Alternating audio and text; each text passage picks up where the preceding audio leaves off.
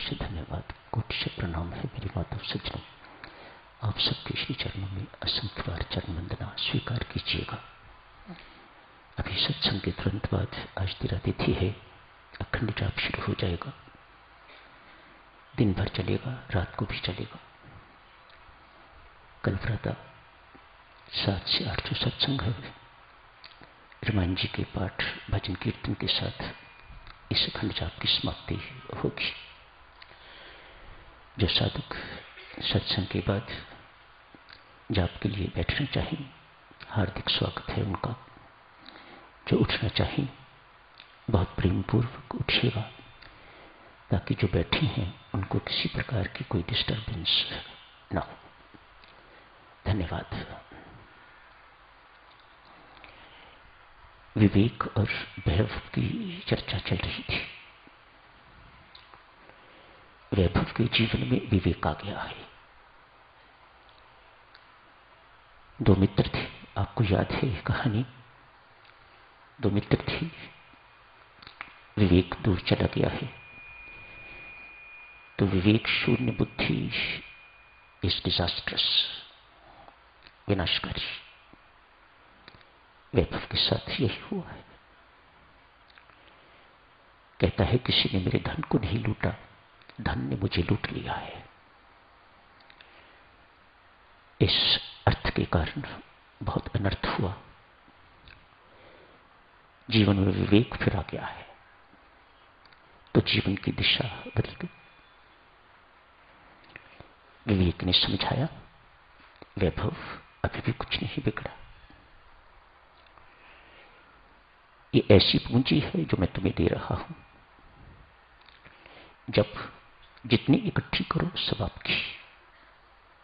इसे कोई लूट नहीं सकता। ये यहां नहीं रह सकती, आपकी है। आपके साथ परमात्मा के दरबार जाएगी। चिंता न कर, जितनी शेष है इस पूंजी को, इसकी कमाई कर, इसको संचित कर, अर्जित कर, संचित कर, मालामाल हो जाएगा। शरीर की चिंता न कर, इसकी हालत तो ऐसी ही है सबकी, आज नहीं कल इसने तो बिगड़ना ही बिगड़ना है। बुढ़ापा सब पर आके रहेगा, और बुढ़ापा अपना रंग ढंग दिखाता ही है। कोई इससे बच नहीं सकता। रोग भी आएंगे, सब कुछ होगा, लेकिन तेरी पूंजी सुरक्षित रहेगी। ऐसी कमाई शुरू कर। वैभव ने विवेक की बात समझ ली। विवेक जो आ गया जीवन में, तो समझ बदल गई। विवेक दूर था तो बुद्धि दुर्बुद्धि हो गई, अब बुद्धि विवेक युक्त हो गई है। मित्र के रूप में विवेक जीवन में आ गया है, तो जीवन की दिशा बदल गई। वैभव वैभव नहीं रहा। गीता जी का 9वां अध्याय, गीताचार्य भगवान श्री कृष्ण 29वें, 30वें एवं 31वें श्लोक में बड़ी सुंदर, बड़ी मार्मिक घोषणाएं करते हैं। कहते हैं, पार्थ, मैं समभाव से सबके हृदय में विराजमान हूं। सब में मेरा संभाव है। मानो किसी से मेरा राग नहीं, किसी से मेरा द्वेष नहीं, पर भेद केवल इतना है, जो मेरी भक्ति करते हैं वे मुझ में है और मैं उनमें हूं। क्या अर्थ है इसका? भगवान वैसे सब में नहीं है, यही पता लगता है ना। जो मेरी भक्ति करते हैं वे मुझ में हैं और मैं उनमें हूं। जो भक्ति नहीं करते, क्या भगवान उनके हृदय से निकल जाते हैं? नहीं, उनके हृदय में भी होते हैं। आप सोचते हो कि दुर्योधन के हृदय में या शकुनी के हृदय में भगवान नहीं थे? जो कृष्ण बाहर थे, जो अर्जुन के हृदय में थे, वह उनके थे। भगवान का अभिप्राय ये है बड़ा गहन, जो प्रेम पूर्वक मुझे भजते हैं मैं उन्हें भजता हूं। मार्मिक बात समझो, मानो ये घोषणा कर रहे हैं, यदि कोई भक्त मेरी भक्ति करता है तो उसे आश्वस्त करता हूं कि मैं उसकी भक्ति करता हूं। व्हाट एल्स, क्या चाहिए और। कितना सुंदर सौदा है। मैं उन्हें संसार में नहीं रहने देता, मैं उन्हें अपने हृदय में रख लेता हूं। बाकी संसार में भटकते रहते हैं, विचरते रहते हैं। उन्हें मैं संसार से निकाल के तो अपने हृदय में रख लेता हूं, जो मेरी भक्ति करते हैं। अगले ही श्लोक में फरमाते हैं, कोई अति दुराचारी भी क्यों ना, यदि एक भाव से मुझे भजता है तो वह साधु ही जानने योग्य है। क्यों? इसलिए कि उसने अपने जीवन की दिशा बदल ली है। उसने दृढ़ निश्चय कर लिया है अपने मन में, राम भजन के सिवा जीवन में पूर्णता और किसी साधन से नहीं आ सकती। ये उसे स्पष्ट हो गया है, उसने दृढ़ निश्चय कर लिया है, उसको ये बोध हो गया है, तो उसने इस पथ पर चलना शुरू कर दिया है। ऐसा धर्मात्मा, अगले श्लोक में, ऐसा धर्मात्मा परम शांति को लाभ कर लेता है। तीनों श्लोक आज जाके देख लेना और अधिक पता लगेगा। मैं तो इतना कह नहीं सकता, लेकिन उनको पढ़ने से आपको और पता लगेगा। पढ़ लीजिएगा।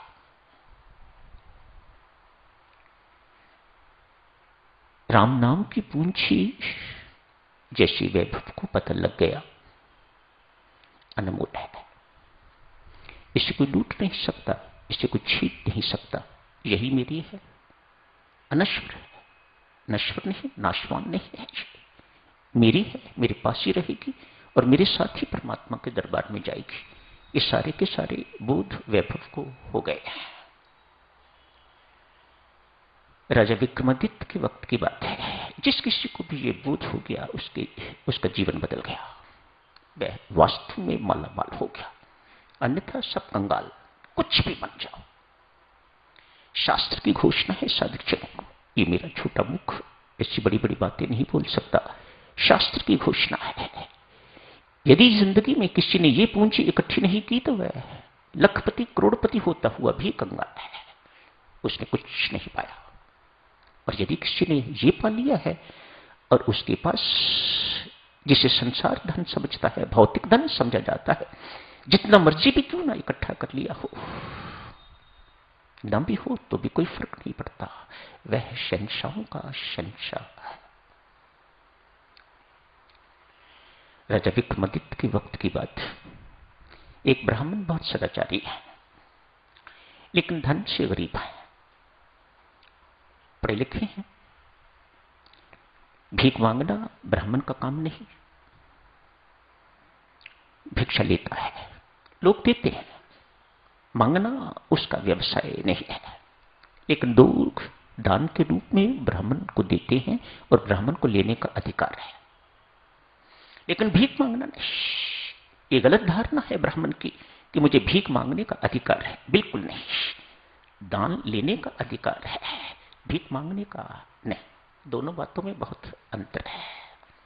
ब्राह्मण सदाचारी है, लेकिन धन से देवी निर्धन। तो निर्बल भी खाने को नहीं मिलेगा तो बल कहां से आएगा।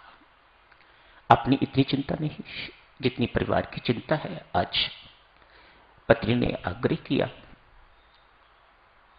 तो कहीं घर से बाहर निकले हैं, कुछ आजीविका का साधन अपनाने के लिए, कुछ कमाने के लिए और घर लाने के लिए, ताकि हम अपना पेट भर सकें।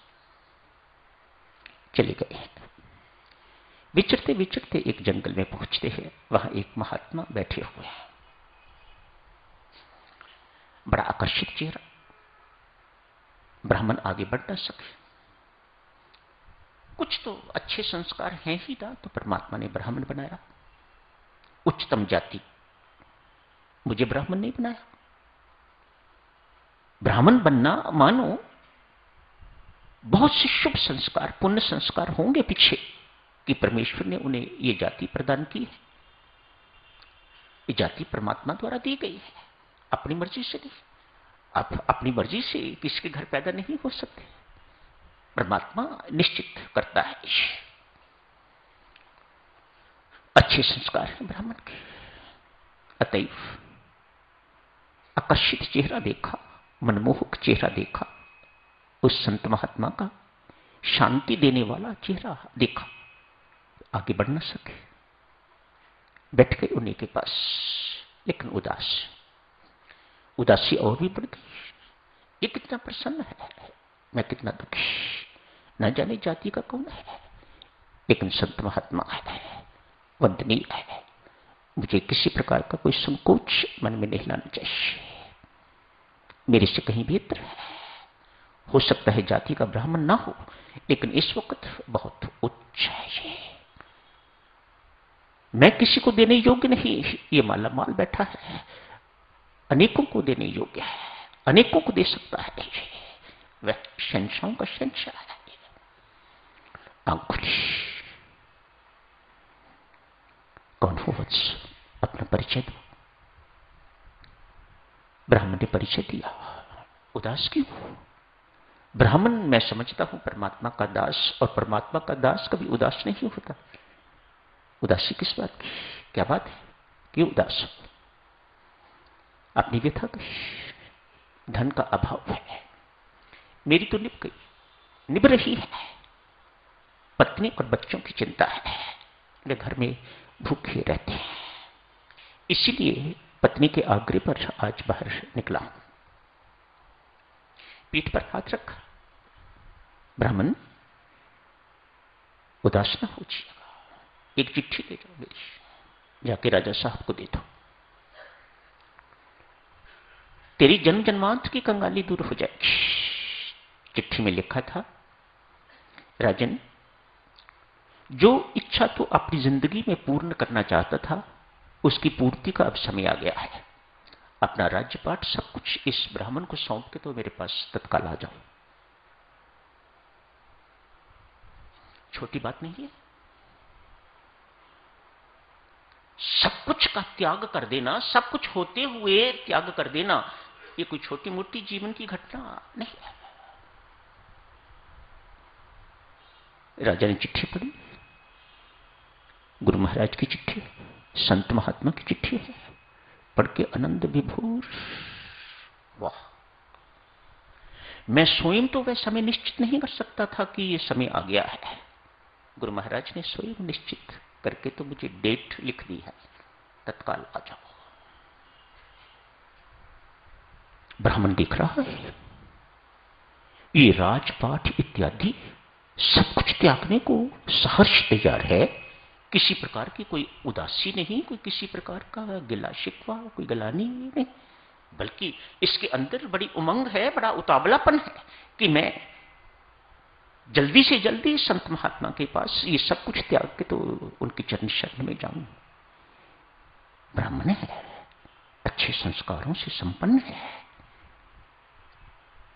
बुद्धि सोचने लगी, अवश्य इस महात्मा के पास राजपाट से कहीं अधिक कोई मूल्यवान वस्तु है, जिसे पाने के लिए ये वहां जा रहा है राजा। समझ रहे हो ना? बहुत सर, राजा सब कुछ त्यागने को तैयार है। सहर्ष, ये आसान बातें नहीं है।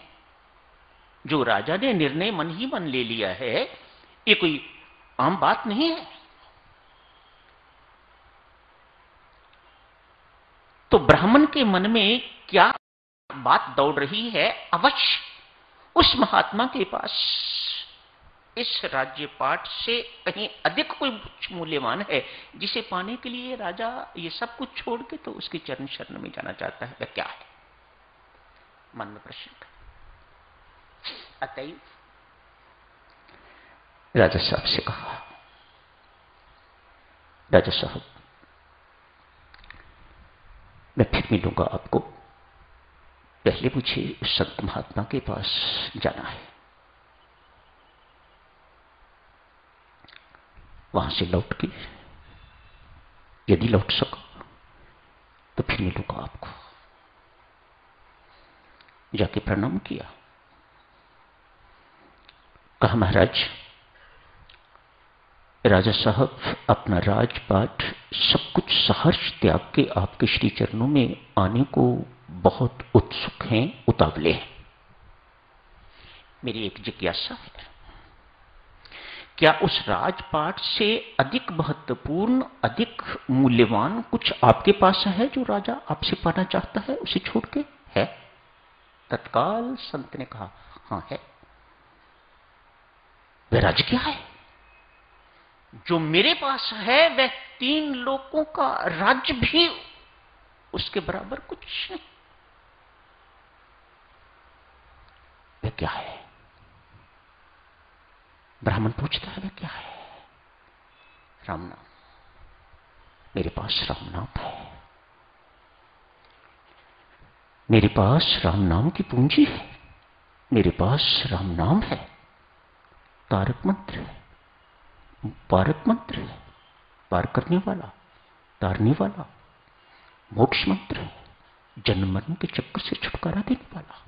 ऐसी पूंजी जो कभी खर्च नहीं हो सकती, ऐसी पूंजी जिसे कोई लूट नहीं सकता, इत्यादि इत्यादि अनेक सारी बातें संत महात्मा ने गिना थी। ब्राह्मण ने झट से पांव पकड़ के कहा, महात्मन क्षमा करें, मुझे यही पूंजी चाहिए, मुझे वो नहीं चाहिए। बात समझ में आ गई। विवेक सत्संगति से जागृत हो गया। कितनी अनमोल चीज है दिव्य सज्जनों ये विवेक, ये हमारे जीवन में कभी दूर नहीं इसे जाना चाहिए। हर एक के जीवन में हमारी बुद्धि को विवेक युक्त रहना चाहिए। तुलसीदास समझाते, अन्य संत महात्मा भी समझाते हैं। कहां से मिलेगा ये विवेक? तुलसी कहते हैं, बिना सत्संग के विवेक नहीं मिलता। कहां से मिलेगा? आपने भी सत्संग की महिमा बोली है। कहां से मिलेगा विवेक? यहां से क्या मिलता है? अनमोल चीजें। सत्संग क्यों अनमोल है? सत्संग क्यों अनपैरेलल है? इसका कोई मुकाबला नहीं है, इसकी कोई तुलना नहीं है, अतुल्य है। क्यों? जो कुछ सत्संग से मिलता है वह कहीं और से नहीं मिल सकता। विवेक बाजार की चीज नहीं है। विवेक कहां से मिलेगा? सत्संग से मिलेगा। सत्संग किससे मिलेगा? कहां से मिलेगा? जब परमेश्वर कृपा होगी तो वो सत्संग मिलेगा। कितने भाग्यवान हैं दिव्य सज्जनों हम सब। स्वामी जी महाराज की कितनी अपार कृपा है हमारे ऊपर। हमें वही अनमोल धन स्वामी जी महाराज ने दे रखा हुआ है। वही अनमोल नाम, मूल्यवान नाम हम सबको दे रखा है। अब सिर्फ उस कमाई को इकट्ठा करना है। हमारा अकाउंट स्वामी जी महाराज दीक्षा के वक्त परमात्मा के बैंक में खोल देते हैं आप ही के नाम। अपना नाम साथ नहीं रखते, जॉइंट अकाउंट नहीं खोलते। आप ही के नाम अपनी कमाई देके। दीक्षा से पहले व्यक्ति खाली हाथ आता है, मालामाल होके जाता है, नाम लेके जाता है, नाम की पूंजी प्राप्त करके जाता है। मानो स्वामी जी महाराज हमारा अकाउंट परमात्मा के बैंक में खोल देते हैं। अब आपकी बारी है, जितना इकट्ठा करोगे सब आपका। करिएगा इकट्ठा, खूब करिएगा इकट्ठा। इसका अर्थ ये नहीं कि वो पेट पूजा छोड़ देनी है ना। स्वामी जी महाराज कहते हैं नहीं, जितनी डट के वह कमाई करते हो जिसे पेट पूजा कहा जाता है, उतनी ही डट के साथ ही ये कमाई भी कीजिएगा जिसे भगवत पूजा कहा जाता है। इन दोनों कमाइयों का समन्वय है स्वामी जी महाराज की साधना। मुख से जपिए राम और हाथ से करिए यहीं समाप्त करने की इजाजत दीजिएगा। पुनः आपको याद दिला दूं, अभी अखंड जाप शुरू होने वाला है। जो जाप के लिए बैठना चाहें साधक, मेहरबानी करके बैठे रहिएगा। जो उठना चाहें, बहुत प्रेम पूर्वक बिना बैठे हुओं को डिस्टर्ब करते हुए राम राम जपते हुए प्रस्थान करें। धन्यवाद।